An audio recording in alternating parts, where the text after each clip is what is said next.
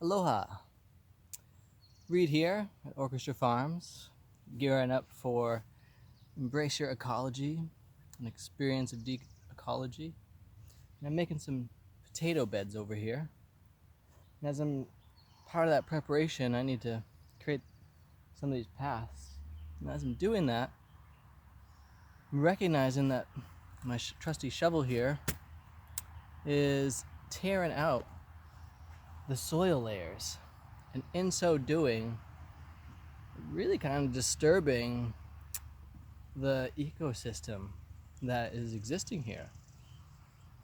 And I gotta ponder as I do this the connection of my own self and the macro fauna that I am with all of the microbiology that's contained in this luscious living soil here. And recognize that with every shovel that I put through, that I'm offering my level of consent to be here, that I'm asking from my heart space that I can flip it over onto itself. Kind of like what would happen if someone came to your place like, hey, I'm gonna plant this big crop for myself right on your home, but I gotta flip your home over, and hey, can we be cool with that? You guys gonna work out okay? Rather than just going full steam ahead without any real consideration. And I really appreciate having the moment to take that extra time to cherish the soil and all of the amazing life. Like, there's more life in this bit of soil in my hand than there are people on the planet. That's incredible. There's more life in this soil than there are people on the planet. And when we work collectively to create a more dynamically alive soil, we're helping to make sure that the web of life stays intact. There's a lot of ways to garden or farm, and we're not always focused on what that effect is and how we're co-creating this tender space of love or a tender space of destruction.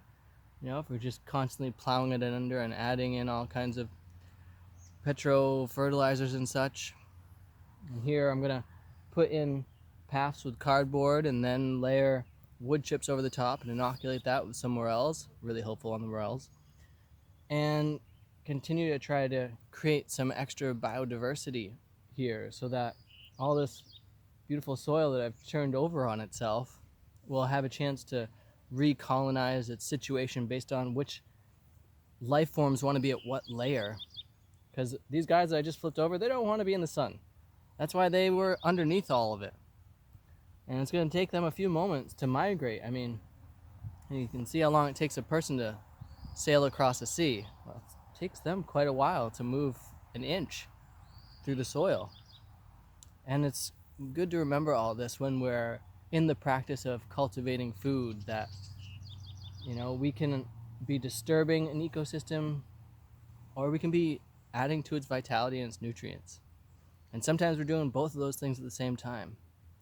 And to be intellectually honest means to recognize that and to take pause with it, to really consider how our actions are affecting the whole.